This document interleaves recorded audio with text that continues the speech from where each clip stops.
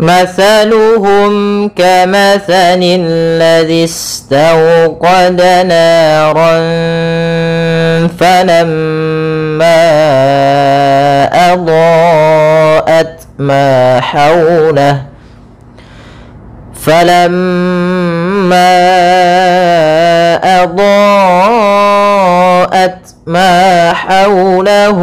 ذهب الله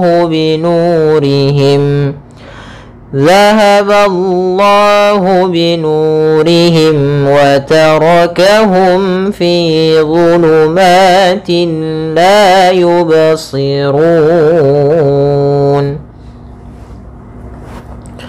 Pada bacaan mathaluhum di sini ada huruf tha. As-tha makhrajnya yaitu dari ujung lidah kita, ujung lidah menempel dengan gigi seri atas.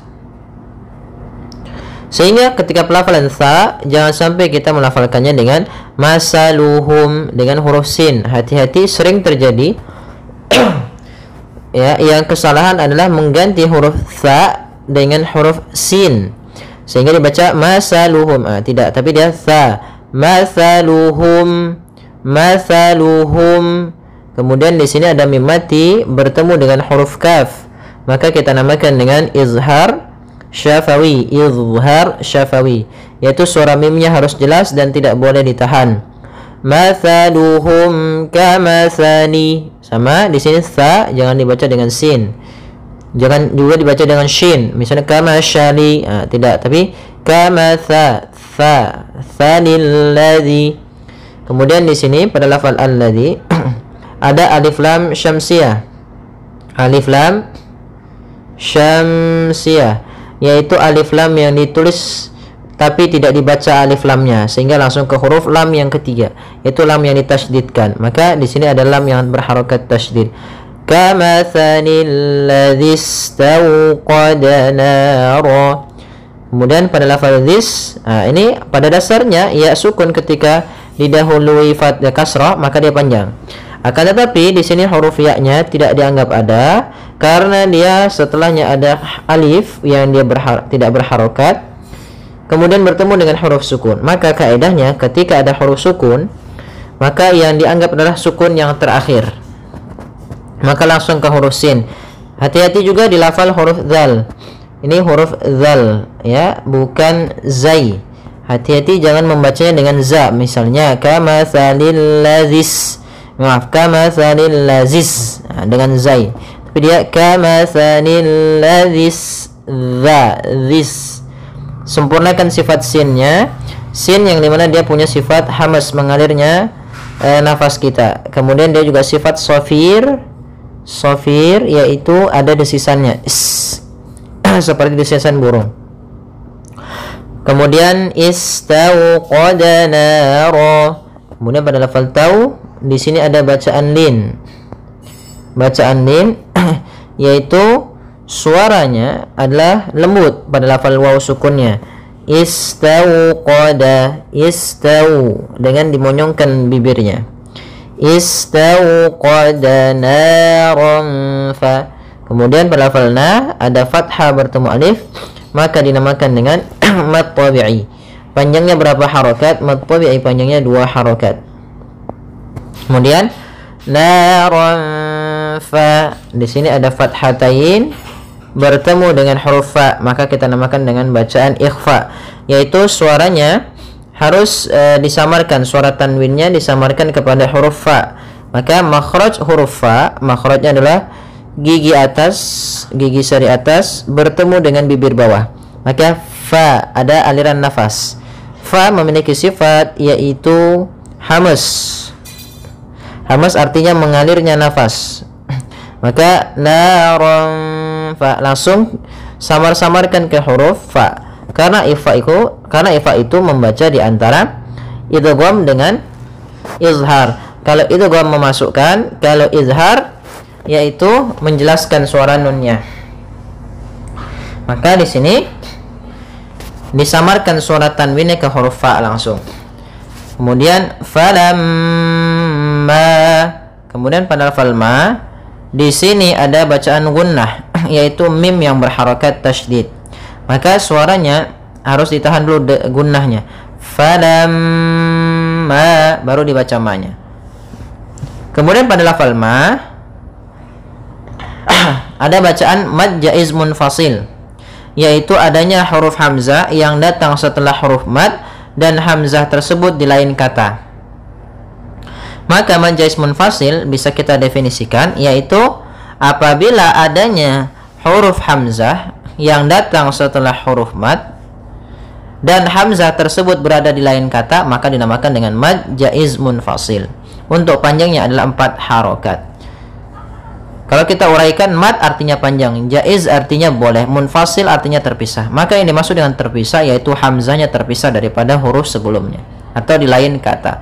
Panjangnya kita panjangkan 4 harokat. Maka cara membacanya yaitu falamma adha'at. Kemudian pada lafal dha, di sini ada hukum tajwid berupa mad wajib muttasil. Nah, apa bedanya ini dengan yang sebelumnya? Yaitu bedanya adalah di huruf hamzahnya. Kita lihat di huruf hamzah, hamzahnya berada dalam satu kata, yaitu kata adha'at. Sehingga dinamakan dengan wajib karena dia memang wajib kita panjangkan sepanjang 4 harokat, atau ada yang mengatakan 5 harokat. Kedua-duanya kuat. Ya, muttasil artinya yaitu hamzahnya bersambung. Sehingga panjangnya kita panjangkan dulu, cara membacanya yaitu adha'at. Panjangkan dulu dha-nya baru ke a. Kemudian pada lafal ta, at di sini ta memiliki sifat hamas. Tapi jangan banyak-banyak, jangan tidak, tapi sedikit aja. Sedikit. Sambil mengeluarkan sifat aliran nafasnya.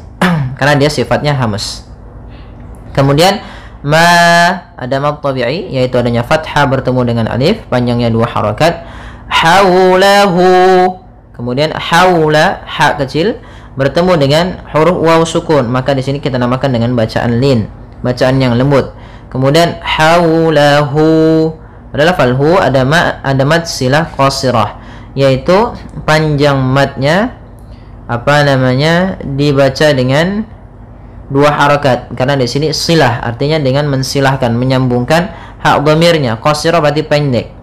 Nah, mad silah qasirah terjadi ketika ada hanya dhamir bertemu dengan huruf waw kecil di sini, ditandai dengan waw kecil, maka panjangnya 2 harokat.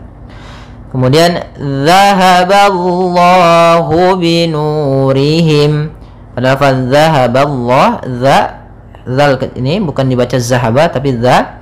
Kemudian pada lafal Allah, lamnya tebal. Ini lafal lam tafkhim, yaitu ba-nya tipis, ballah, ya. Zahaba baru ke Allah. Zahaballahu binurihim, pada lafal Allah 2 harokat. Kemudian binurihim pada lafal nu, yaitu ada bacaan mad tabi'i. Panjangnya 2 harokat, yaitu ditandai dengan ada waw sukun, didahului dengan huruf dhammah.